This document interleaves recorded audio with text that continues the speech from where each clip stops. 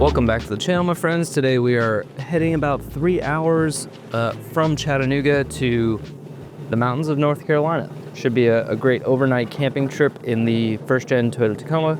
And I've got Hank in the back seat. He's a dark-colored dog. You can't see him. And Morgan's with me today, and we're gonna be cooking up a bunch of good food, hanging out in some cooler weather at a little bit higher elevation.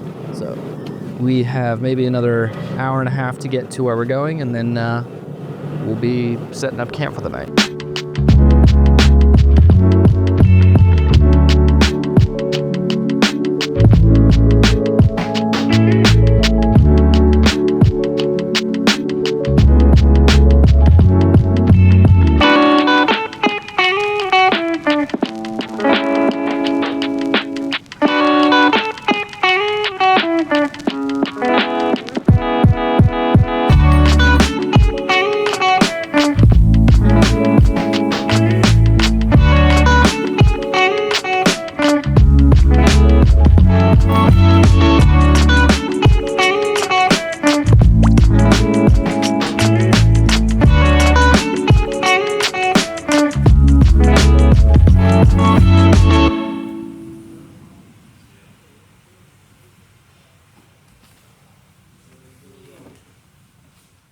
Welcome to a North Carolina camp at, I think we're about like 5,500 feet of elevation, give or take.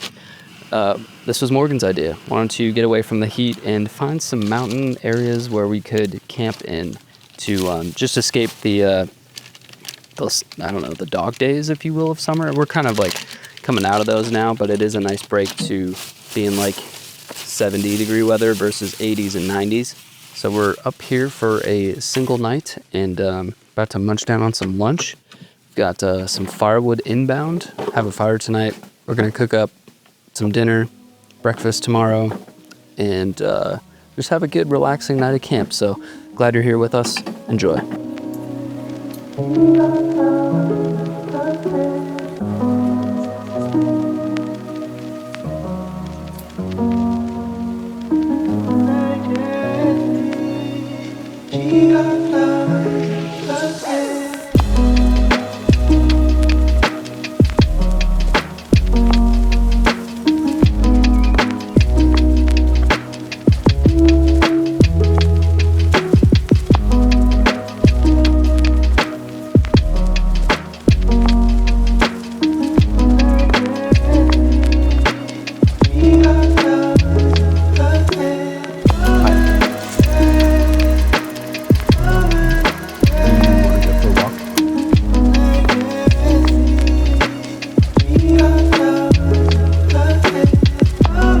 Just caught a little sunset over at a different site, which I put out the fire just so that way we could walk over to, the sun was setting on this side. And next up, we're gonna cook some dinner, and tonight we're doing burgers and tater tots, and we're basically both gonna do like our own version of our burgers. So I think Morgan is doing her favorite, which is like peanut butter, kimchi, and I'm gonna be doing more of like a breakfast burger with bacon, I think an egg, maybe some jalapeno, cheese, all that good stuff. And I might even throw the tots on there too, because that would just be absolutely delicious. But I think I do want to get this fire going again, just because the wood is kind of wet. And but I do want to get this fire going again, just because this wood's kind of wet. So I was using the fire to dry out what we had left. So I'm gonna restart this process and get this bad boy cooking again.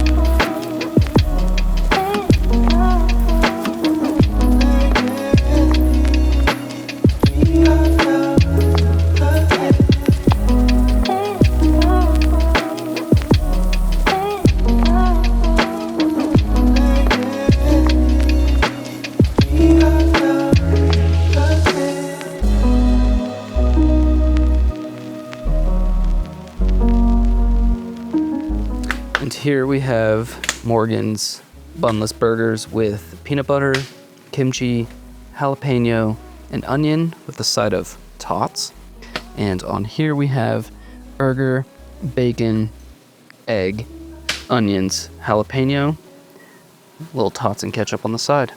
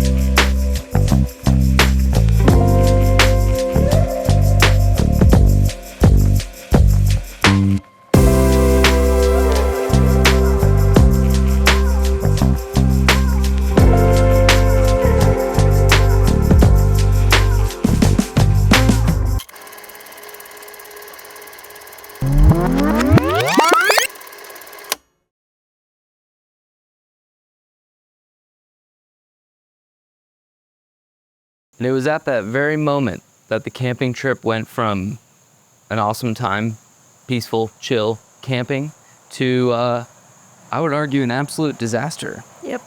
Do you want to tell the people, because you were the one that documented, let me preface this by saying I was already feeling a little under the weather that day and wanted to stick to the plan, get out there, do some camping, get some fresh air, and figured I could be at home sick or I could be out camping sick. And was starting to kind of feel better throughout the day, and then that night turned into a complete disaster, and since then I've been feeling much worse, and I have been kind of trying to play catch up to get myself better and well and sleeping a full night. But now that we've said that, tell the people how our slumber that evening went.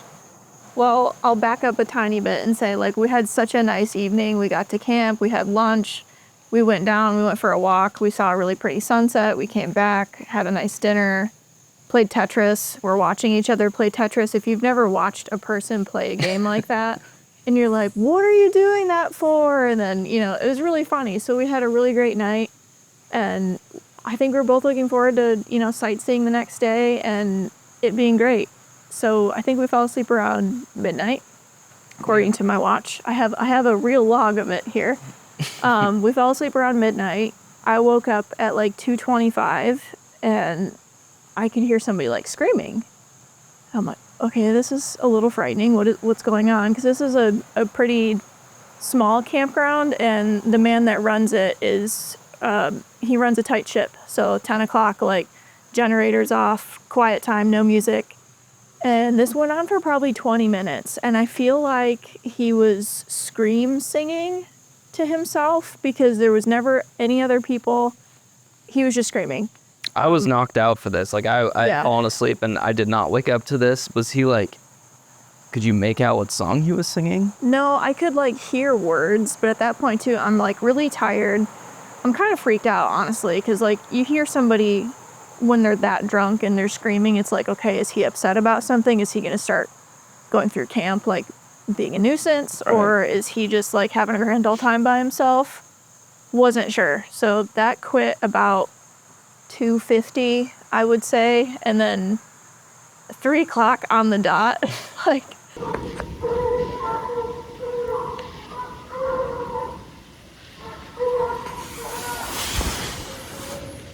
a pack of hunting dogs. So we were literally camping on a ridge. So like our campsites look down this side of the ridge, right across the little road campsite looked down the other side of the ridge. And to preface this, we're camping right along the Blue Ridge Parkway. So really there's the nearest town's not for a good solid 5-10 miles.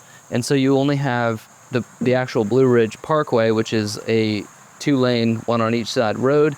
And like Morgan was saying, we are camped at this peak on a ridge. So we have nothing but forest on one side, and then down on the other side is the Blue Ridge Parkway. And so I was very perplexed because that woke me up. I was actually really annoyed by these dogs. It sounded like there were 3 of them, maybe beagles, some sort of hunting, like you said, hound dog, and that, just going nuts for a solid 45 minutes to an hour. It was a full hour, yeah. And full hour. I'm wondering, yes, maybe hound dogs. Well, of course they were hound dogs, but you can't be hunting at night like that. Unless I don't know what you'd be doing, because you can't shoot after dark. You can't hunt in that fashion. I would imagine trapping, you're not using dogs to trap. You might run a bear up a tree, but then what? You're not going to go out there and shoot it, especially on this, I don't know if it's technically state park or public lands. I'm not really sure what it's like kind of national foresty. Yeah. Something. So I was just so perplexed. And you normally hear if, someone is hunting or tracking with dogs, these dogs were stationary. Like the sound was just at like the same one spot. Yep. For an hour. And it wasn't until about, 50 to 55 minutes of this going on, I finally heard a voice. And it sounded like a man saying, calling his dogs, but it was like, it sounded like he tried once, was like, boys, come on. And then that was it. And the dogs kept going for another 10 to 15 minutes. And so I'm just wondering, if you're out there hunting or tracking a bear with dogs or, some sort of mountain cat, 1, why are you doing that at 3 a.m? 2, what is your end goal? What are you going to do after you drive it up the tree? 3, your dogs are going nuts and you're not trying to mission accomplished. The animal is up the tree and probably hiding from your dogs. Settle them down, pull them back. I just couldn't understand what were you doing there?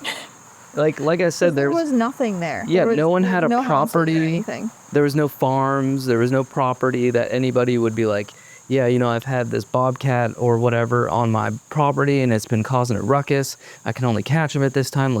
Really no excuses like that. So I was, if you can't tell, very upset by that going on for about an hour. And what can you do, You can I thought about just screaming out hey, get your dogs. But you could probably hear me, but then I'm going to wake up the rest of the campground, whoever's not already awake.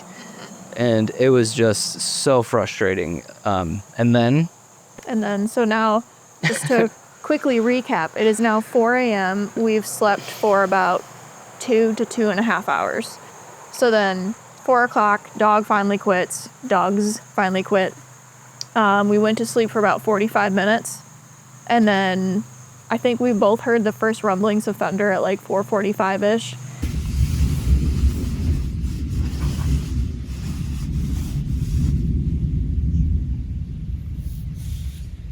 And just kind of let it go. We were expecting a really little storm to pass through overnight. We were basically prepared, chairs were tucked underneath the truck and everything. Went back to sleep, and then we woke up at, I think, 5:20. I'd have to check the timestamp on my watch. But then we're talking, pretty big booms at this point. Open up the weather and see, this huge band is going to come through. And we're like, oh, crap. Okay, so Connor jumped out of the truck, went and we had our yellow catch-all, outside, and it was open because the cast iron wasn't fully dry, so we didn't want it to get rusty or anything. So it was just out on the picnic table. A couple other little random things were out there, so he ran out and grabbed everything, had to shut all the windows, and then just the most violent thunderstorm I think I've ever experienced. A boom so loud it sounded like those really massive fireworks when they have that really huge bass. Yeah. It was wild, and that went on for 2 hours. And the only reason it was annoying because I couldn't then sleep, but I wasn't really worried, mainly because we were on the top of the ridge, and the only thing I was concerned about would have been trees coming down. And we had a tree above us, but it wasn't, the limbs were not big enough where even if they did fall on the GFC, it wasn't going to cause major damage, and certainly wasn't going to be an injury-prone situation. So I wasn't really worried about that as much as I was annoyed by, again, being woken up. And I'm like still trying to sleep because I am just like so tired, fatigued from being sick. And I don't know about you, but in those instances, I would have rather have stayed awake until 4 or 5 a.m. and then gone to sleep. I actually feel worse off sleeping for 45 minutes at a time and then being violently woken up each time.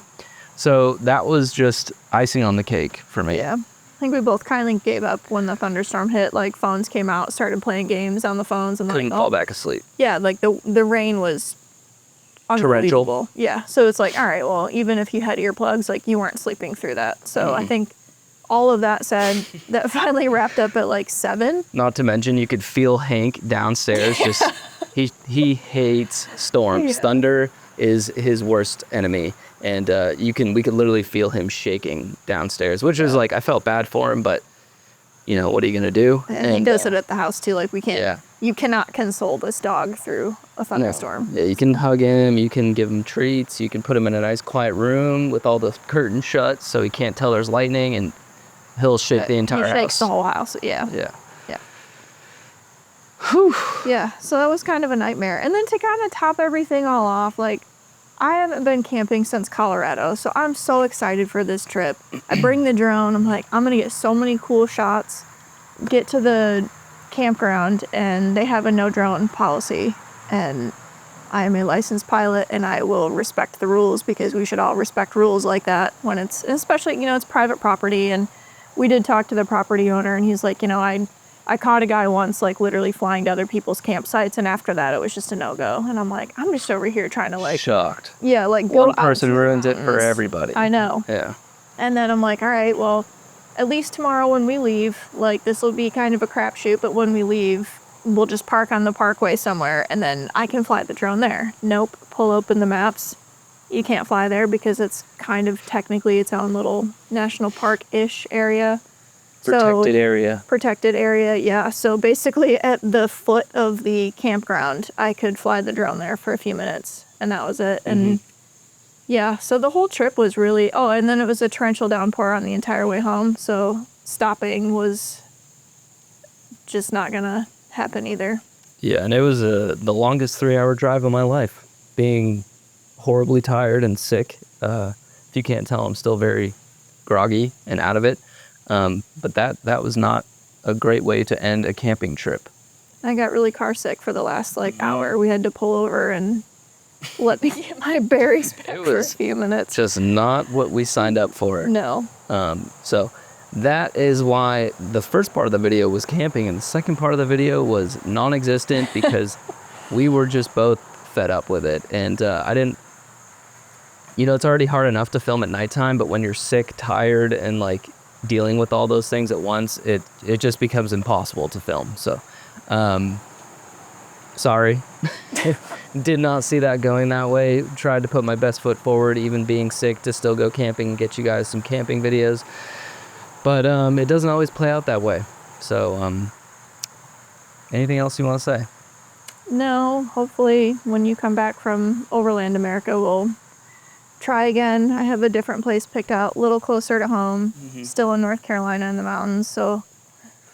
Fingers crossed. Yeah, fingers crossed. Yeah, so in the next day or two, I am headed out of Tennessee, road tripping for a couple days and camping towards Jay, Oklahoma for Overland of America. If you guys haven't heard, it is I think the biggest overlanding expo in the country. Happens once a year. This is their, if I'm not mistaken, their second year doing it. And they have a bunch of vendors and just a bunch of activities and kind of like a lot of tutorials as well, which I'm looking forward to, as well as a ride. I think they do some actual off-roading. I'm not sure what the difficulty level is going to be there, but it'll be a fun weekend of camping. And if you guys are interested in going, I will have a link down in the description to the website where you can purchase your tickets as well as your camping tickets, if you will. And you can use my code Connor10 to save yourself 10% off of your weekend expenditures on that trip. with Overland of America. And if you're going to be there, make sure you stop me, say hello, and I'd love to either check out your rig, or if you want to check out my rig, happy to show you around. And I think with that being said, we'll see you in the next one. Love you all. Sorry it didn't turn out the way we wanted it to, but that's how the cookie crumbles. Keep elevating, my friends. Adios. Insert camp video because everybody always asks about her. Camp the kitten. Insert camp the kitten.